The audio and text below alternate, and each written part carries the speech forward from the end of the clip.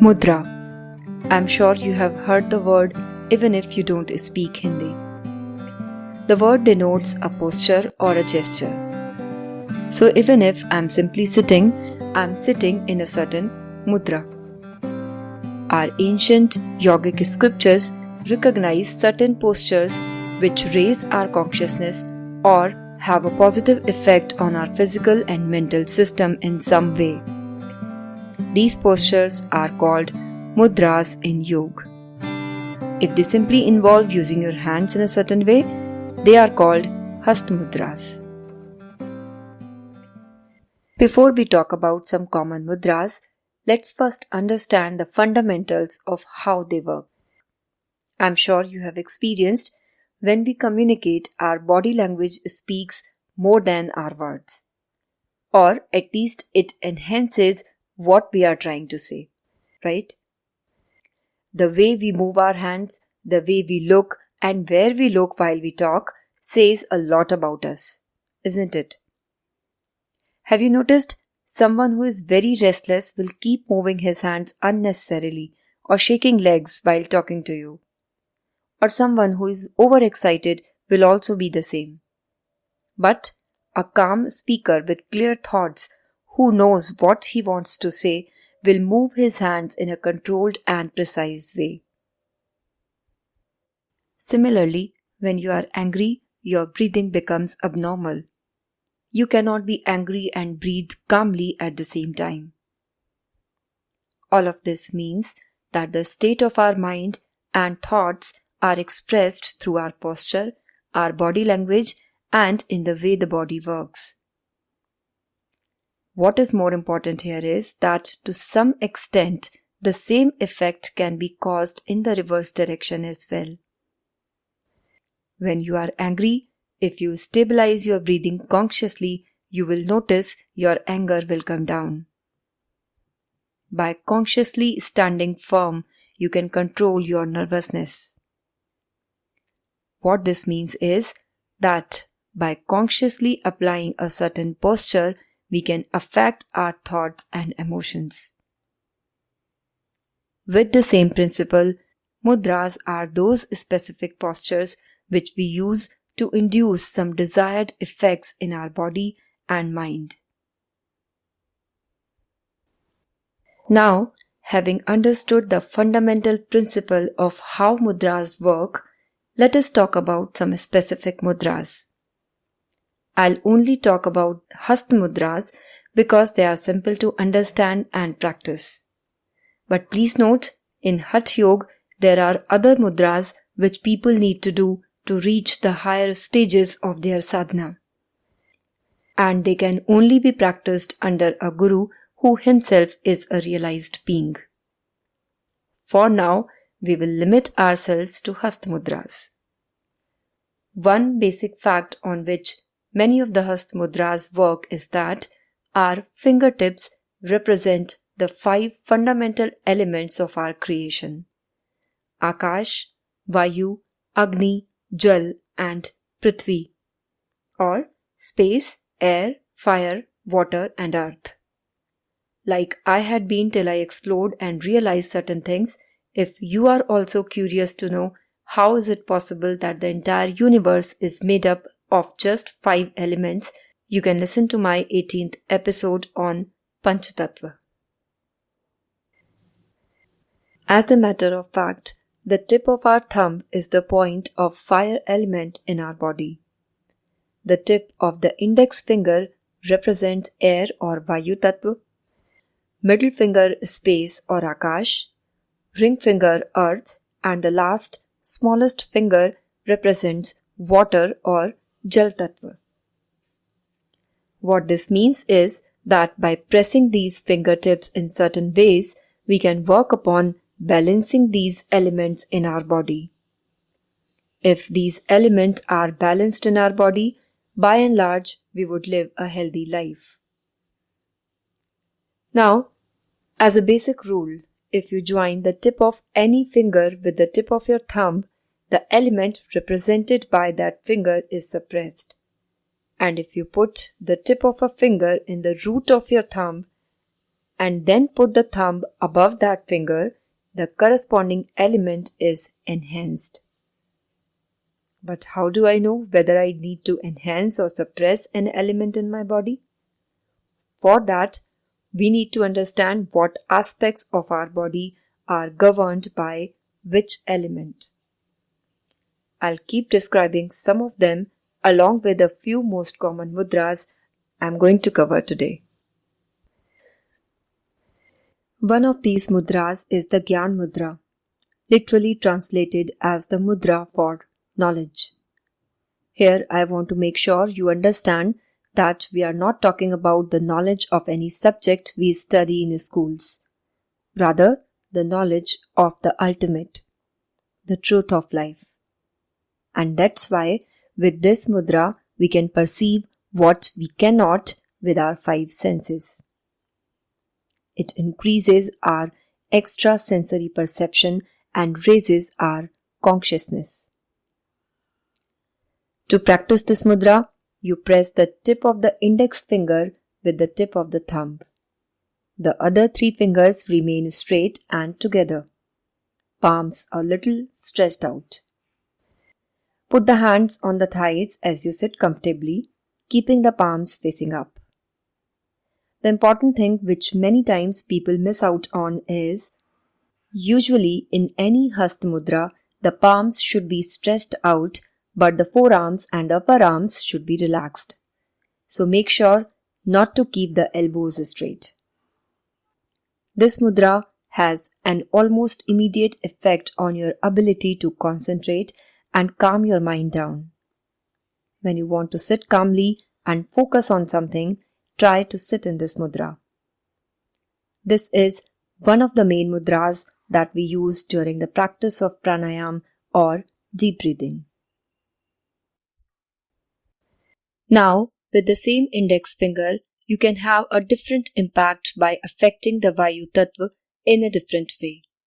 So the next one is the Vayu Mudra, and you do it by keeping the tip of the index finger at the base of the thumb and then putting the thumb on the folded index finger. The other three fingers remain stretched like in the previous mudra. As the name suggests, Vayu Mudra controls the increased Vayu or the air element in your body. If this element increases in the body, then you may experience joint pain, arthritis and gastric problems. With this mudra, as the air element is suppressed, these problems can be minimized. Now, before we move ahead, one thing I would like to mention is there are multiple benefits of each of the mudras I'll describe here, and I'm only telling you just a few main benefits. So don't get confused if you read here or already know about some different effects of these mudras. Going next, the middle finger represents the Akash or space element, which has the property of Shabd or sound and is associated with the Vishuddhi chakra, which is in the region of the thyroid gland. I covered these facts as well in the episode on Panch Tattva if you like to recall. When you press the tip of this finger with the tip of the thumb, it becomes Akash Mudra and helps in the functioning of the thyroid and the parathyroid glands, and so it helps absorb calcium in the body, making the bones strong and reducing the risk of having osteoporosis. And when you put the tip of the middle finger at the root of the thumb and then put the thumb on the finger, it becomes Shunya Mudra, which helps to suppress the increased space element in the body. With increased space, one can have deafness or difficulty in hearing and stammering, which is usually seen in kids. So Shunya Mudra helps you improve your hearing ability and speech as well. Now the next one is the ring finger, which represents the earth element. Everything which is solid in our body, bones, flesh, fat, is primarily governed by the earth element. So by increasing the earth element, you can increase the body weight, if that is your need, and if you want the reverse, to reduce the weight and fat, you need to suppress it. The first impact can be achieved through the Prithvi Mudra by joining the tips of the ring finger and the thumb. And the second effect of reducing excessive weight, you put the tip of the finger at the root of the thumb and put the thumb on the finger, and this is called Surya Mudra. As the name suggests, it also increases heat in the body. Now don't think you can achieve weight loss by simply sitting in this mudra for the whole day, doing nothing but eating. What mudras can do realistically, I'll cover that in a while. The last finger represents the Jal Tattva or water element. So by joining the tips of the thumb and the small finger, you perform the Varun Mudra and increase the water element. If ever you are caught up in a situation where you are feeling thirsty but unable to find water nearby, use this mudra to increase the water element and control your thirst for some time.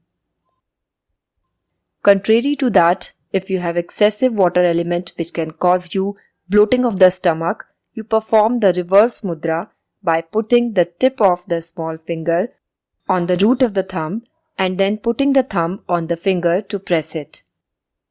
And it is called the Jalodhar Nashak Mudra. Now, as we have covered a few common mudras which are based on the 5 fundamental elements of this entire creation as well as of our body, let us be very clear that these mudras are not magic. This doesn't mean that they don't work. This means that they take time, and usually to feel the impact of most of these mudras, you need to perform them for 20 to 25 minutes on a daily basis for a significant period of time. This can be difficult if you need to work upon multiple health issues.